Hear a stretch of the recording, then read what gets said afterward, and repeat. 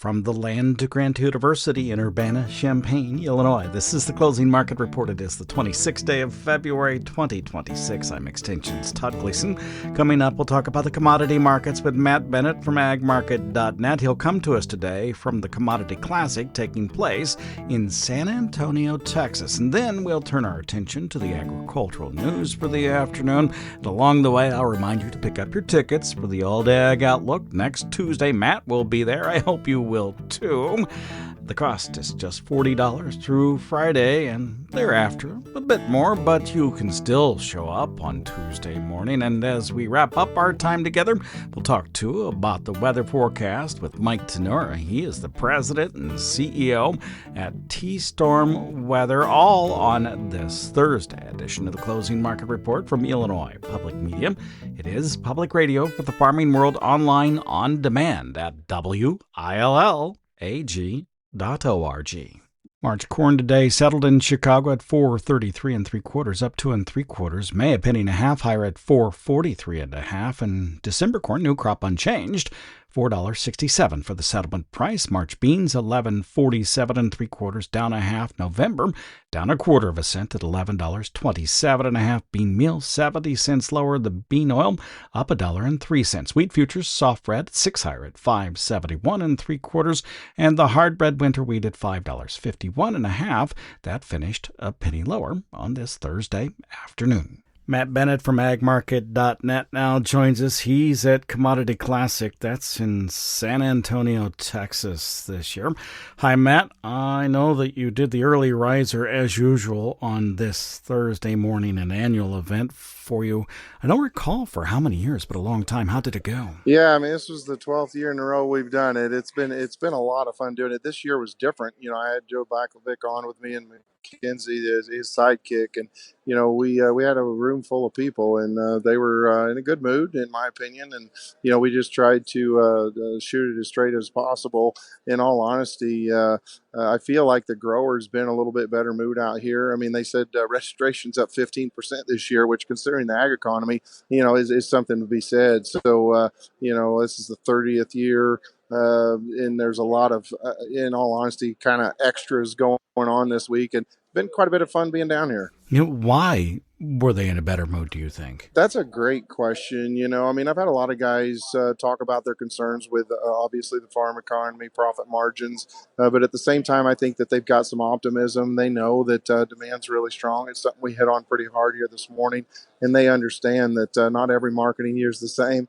And so when it gets right down to it, we've tried to encourage them, if you can't call it a profit just yet, let's not lock that in this far out in front of harvest. Let's at least give this market a little bit of chance to see if we can find some sort of buying action. We know that a lot of these commodities have rallied. It's just ag commodities haven't really been able to participate. And so, if we give them a story to buy, we feel pretty strongly that you could see some excitement come into this thing. I want to know, on that excitement side, did you hear a story out there? Are there things that are floating around inside the Commodity Classic itself that give you hope for the commodity markets, or is there something that we should know about? We continue to hear that there's whispers of E15. I mean, we've heard that forever, though, Todd. And we've had so many opportunities to do something about E15 and essentially have chosen not to. So, in all honesty, I haven't heard anything concrete, that tells me that, we would look at something super exciting. But overall, I know Secretary Rawlins is supposed to be speaking here today. She may have already. In all honesty, been so busy at our booth, haven't been able to think straight. And that's one thing I would say is that foot traffic's just been incredible. A lot of growers have come through talking to us, so it's been a lot of fun. Have you heard anything about RVOs, RFS, 45Z, that kind of thing? The main thing we continue to hear is that the numbers are going to be improved. Now, the problem is we don't know if that means improved over a year ago or improved over their estimates from last summer. If it's improved over the estimates from last summer, Todd, that's a big deal. But my gut feeling is that it's not going to be that bullish. I think it would be more along the lines of improved from what we saw a year ago. So I do think that the build out of this industry is going to continue. I just don't know that it's going to be all at once like people are hoping for. And are they talking as it's related to 45Z, renewable diesel, the biomass fuels?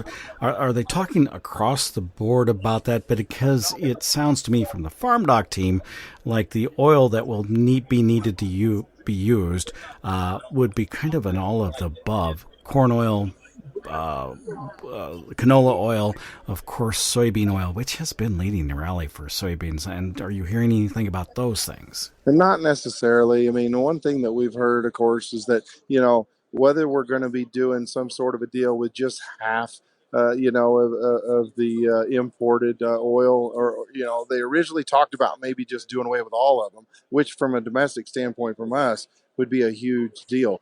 Most are leaning towards it's just going to be half moving forward. But overall, you've got to assume, most of your oils are going to participate. Soybean oil, I think, is preferred in a lot of situations, but at the same time, all of them that you suggested would certainly be factored in. Yeah, so we'll be watching that closely, and the half you're talking about is the value of the RIN, so a half value of a RIN for used cooking oil coming in from outside of the United States. We'll see how that all develops, maybe in the next 2 weeks, I guess. I don't know whether that truly will be the case. Let's talk about the marketplace for the day. Soybeans have been a little bit all over the board. It appeared that there was a noon swoon, a pretty good one. What can you tell me about things that took place there? Yeah, I mean, as far as beans are concerned, there's been a lot of excitement about what this is going to look like, everything that we just talked about with RVOs.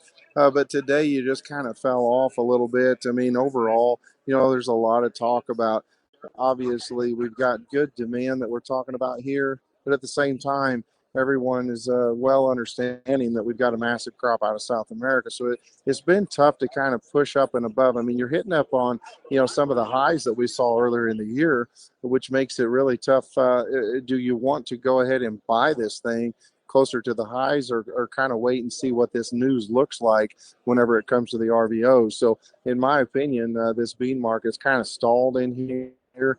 I haven't seen enough enthusiasm to kind of push above those highs and find any buying above it. I didn't look, although I'm pretty sure that the lead option nearby has a gap.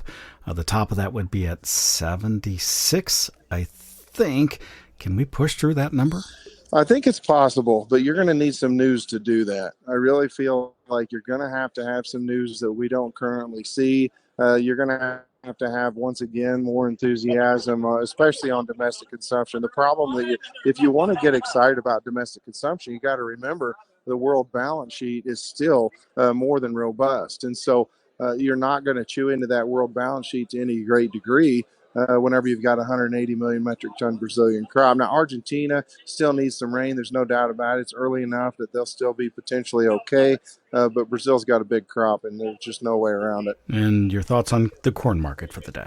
Yeah, the corn market, we closed a little bit stronger there on front month. Of course, March is going into delivery, and so you're going to see a little bit of that excitement there. A lot of times that's something that we see. I feel like a fair amount of this actually been sold here recently versus just rolling them. Some of them have been rolled, no doubt about it, but a lot of growers got burnt rolling this last year, and it just never panned out for them.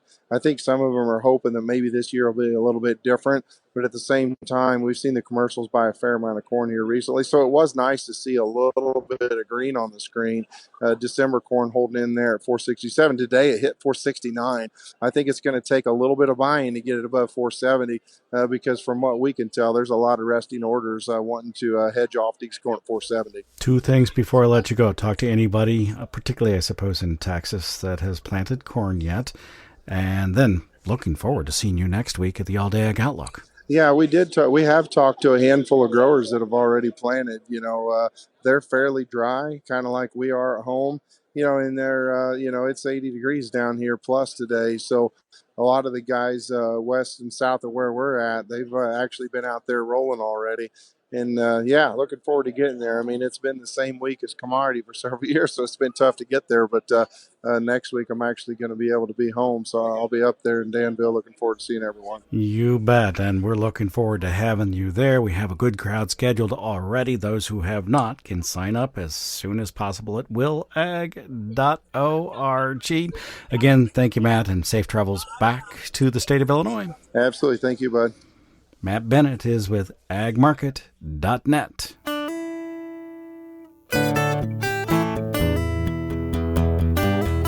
In today's agricultural news, we'll start with the Mississippi, Missouri, and Ohio rivers. They all play a critical role in transporting agricultural goods, even in the wintertime. And while navigation continues today, heavy river ice can cut travel speeds in half, and it requires square barge configurations to prevent that ice from packing up into the gaps and hindering steering. Jimmy Cheatham is a barge captain and says despite the challenges of the winter, goods are still moving. Our river system as we have it, the lower Mississippi very seldom gets shut down. It moves a lot of tonnage. It's the lifeline of the upper rivers. You've got the upper, you've got the Ohio, Tennessee River, the Cumberland River. The Missouri River pretty much shuts down during the winter months. The upper Mississippi shuts down during the winter months due to ice because it gets just too impossible to navigate. But we still move a lot of product out, and a lot of our imports come in for our agriculture customers, especially. A lot of salts is moved up north. Building materials, coal is transported south. We still export a large amount of coal. Now, Cheatham says river levels are still running low. Commonly, this time of year, we have a little bit more water, but as the last 5 years, we've experienced drought conditions, and right now we're still under a drought condition, I guess you could say. Even though we've had an ample amount of snowfall, we've had thaw, and we've had more snow, we've had rain. But the Mississippi, St. Louis South is still pretty treacherous to run. We're bringing 25 out of St. Louis right now, loads southbound. There's some 36 barge tows going south right now, where they could take 42 and 46 south. We do have some draft restrictions, but things are moving and there's no major hiccups right now, which is a blessing. To navigate treacherous winter conditions and lower water levels caused by ongoing droughts, captains must reduce towing sizes, sometimes from more than 42 barges down to 25, which, of course, directly impacts corporate profitability. Let's move now from the Midwest to Washington, D.C., where President Trump's temporary tariffs to replace those the Supreme Court struck down may very well be a bridge back to the highly discretionary levels, say some trade experts. They made those comments during a recent Brookings panel discussion. A former USTR Assistant General Counsel in both the Trump and Biden administrations, Patrick Childress, says the window on Trump's short-term tariffs will close quickly before stiffer ones take over. We have 150 days at most before these Section 301 investigations conclude. And we expect that once those 301 investigations conclude, those tariff rates are going to snap right back to pre-Supreme Court decision levels. Perhaps more quickly for China and Brazil, where 301 cases are already underway. Emily Blanchard is an associate business professor at Dartmouth. The big news for firms is nope. As of Friday, it is very clear that the administration is going to continue to pursue these high tariffs through other tariff authorities, probably Section 301, 232, what have you, leaving current and future uncertainty over tax revenue, refunds, and trade deals made or stalled by the recent developments. But not uncertain is the president's intentions, voiced by ag trade negotiator Julie Callahan at last week's USDA Ag Outlook Forum. Access to the U.S. market should not be considered a given or a right. And a lot of our trading partners in the past have felt that they could treat American companies and American farmers as badly as they wanted, and they would still have access to our market. Callahan argues reciprocal tariffs have been a game changer, opening multiple markets at a time for meats, dairy, crops, and biofuels that have been closed for decades. This, however, ignores what happened to the soybean market during the Trump administration's first tariff war. And that's a look at today's agricultural news.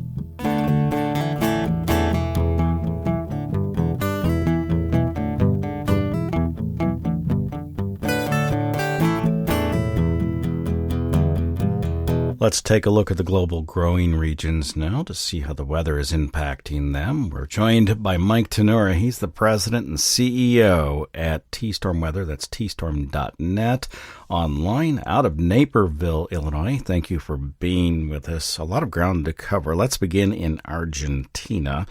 They have had some dry conditions there. What is your assessment of the corn and soybean crops to begin with, and what do you think looks like going forward? Well, they've been riding this fine line between dry and very dry conditions, but for the most part, they've been getting at least a little bit of rain as soon as things were about to get pretty poor. So the way it looks today, even though it is dry across Argentina, they seem to be getting just enough rain to kind of hold things in check. Maybe we're not going to see a fantastic crop there, but it seems pretty unlikely that we're going to have a terrible one. But there's only one caveat to this whole thing, Todd. We need one more big rain, and the big question right now is whether or not we're going to see that next week. We know that a big upper level system is going to approach Argentina 5 to 10 days from now. Now, if that system were to move slowly and move directly overhead, that will lead to a pretty major rainfall event with 2 to 5 inches possible across Argentina. On the other hand, if it stalls to the west in the Pacific Ocean, which does occasionally happen, then we really wouldn't see very much rain at all, maybe 1 to 2 inches in the western growing regions, but little to none in the east. And that'll play a pretty big role in how things shape up because it is March and soybeans are filling now. But as you move into later March and then in April, the season kind of comes to an end. So this is one more chance for them to get the pretty nice rain. At this point in time, we're basically saying to our clients that you'll receive around half of normal to 100% of normal rainfall over the next 14 days. So kind of in that middle ground where some areas will benefit, some areas might miss out. But all in all, probably staying pretty stable with, again, maybe not the best crop in the world, maybe not the worst crop in the world, kind of in the middle in the way we sit right now. Is there very much of a different story for Paraguay and the southern parts of Brazil, which would be in some respects in the same locales? Well, it's kind of similar there. They saw a lot better rains than Argentina earlier in the growing season, but they've been drying out a lot over the last few weeks and even extending into early January. We do need to see rains there as well because soybeans are filling, but you need to keep in mind that their growing season is pretty lengthy. And so while some soybeans certainly would benefit from rain, not all of these areas need it because as you move just outside of Rio Grande do Sul and just outside of Paraguay, they're harvesting. And so, the lack of rain right now is a problem for farmers that planted later, but it's not so much of a problem for the ones that planted early. So in the end, we do need to see more rain. That's kind of the easy way to look at it because then those filling soybeans would get the rains they need and we'd still be able to harvest even if we had a little bit of rain. At this point, it looks pretty dry over the next 10 days. There's a surface level high that's overhead, and that's going to limit rainfall there for the next 10 days and maybe even longer than that. So overall, conditions in there might be declining a little bit, but, keep in mind, Rio Grande do Sul, which is kind of where the dryness story is the most prevalent, it's about 15% of soybeans in Brazil, with most of the rest of them now moving past maturity and being harvested. So it's kind of unclear how big of a deal this is, though, again, we would just like to see more rain, and that would put an end to the story. How are things progressing in the Center West? Well, they're seeing some pretty big rain. It's been stormy there for the last 5 to 10 days, and it's going to stay like that for a little while longer because of cool fronts that are moving through. That's going to slow down harvesting of those soybeans. And maybe the bigger story would be the slowing of second corn planting. That is a major crop and it is being planted as we speak. But with all the rains that we're seeing, it's going to be a little bit challenging getting all that in a quick manner. Now, all that being said, it's still very early for second corn. Key weather starts in about 4 to 6 weeks for that crop, and then it lasts into the middle of May. So even if we do get planting a little bit behind here, we think we'll still have time to have a nice crop. Here in the United States, what are you watching in particular? Well, this is a challenging one too, because it's been pretty dry over the last 200 days or so. If you think back to last growing season, rain started to shut down in late July and then in August especially. And it's really been pretty dry ever since. The coverage of a 180-day drought is the highest in more than 12 years across the corn and soft red winter wheat production regions. And that also includes soybeans as well. So we need some rain. Now, we were thinking that this could become a problem, and we've certainly talked about this over the last few shows. But the thing that's changing now is that it looks like a pretty wet pattern is ahead. We're in this cold weather scenario today, but it's going to warm up a lot this weekend before another cold front moves through. But then after that, that's where things get a little bit dicey. We're going to see the main storm track line up right across the central United States, and a number of waves of energy are going to move across that. Temperatures are going to turn very warm once we get into the middle of next week, and that's going to last for at least 5 to 10 days. That's a great recipe for lots of showers and thunderstorms across a wide area. So it certainly looks like we're going to see drought ease once we get into March, and it might even break entirely in some of these areas. Some of the models that we've been looking at are suggesting more than 6 inches of rain in parts of the Corn Belt and Mid-South over the next 2 weeks. And so, Todd, that's a lot of rain. And at this time of the year, that would certainly put a big dent in the drought. Yeah, so the deficit could be made up fairly quickly, I guess, in part because if it was dry over the winter months, while there might be snow accumulations, it doesn't really amount to a lot of precipitation sometimes. How quickly can those deficits, do you believe, or historically, can they be made up when springtime rains come? Well, that's a great question, and there's really two ways to think about it. But in absolute terms, you can make it up fairly quickly because of what you noted, which is basically that the winters are pretty dry across the Corn Belt, at least relative to the springs and the summers.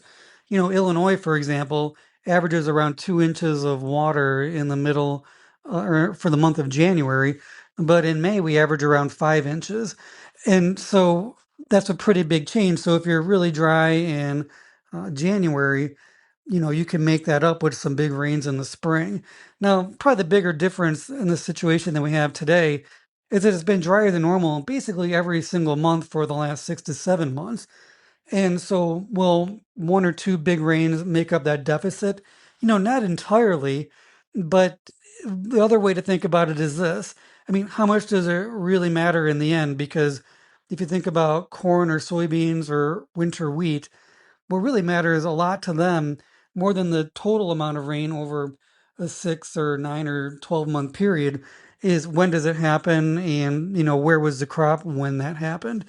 And so for wheat example, as an example, even though it's been pretty dry for most of the fall and the winter, if we start getting really big rains next week and then lasting through March, even though we technically might still be in a drought at the end of March, if you see 4, 5, 6, 7, 8 inches of rain in the month of March on wheat, then nobody really cares about the technicalities of a drought. All it's really going to matter is that it saw some nice rains when it mattered. Hey, thank you much, Mike. We appreciate it. We'll talk with you again soon. That sounds great, Todd. That's Mike Tannura. He's with T-Storm Weather, president and CEO there. tstorm.net online. Joined us on this Thursday afternoon here on WILLAG.org. Later today, we'll record our Commodity Week program, get it posted to the website by about 6 p.m. tonight, maybe a bit later. And then, of course, you'll hear it on many of these radio stations tomorrow and over the weekend. Commodity Week is our weekly look at what's happened in the world of agriculture. No, while you're at the website, willag.org, do get yourself registered for the All Day Ag Outlook. It's next Tuesday at the Beef House in Covington, Indiana. I'm University of Illinois Extension's Todd Gleason.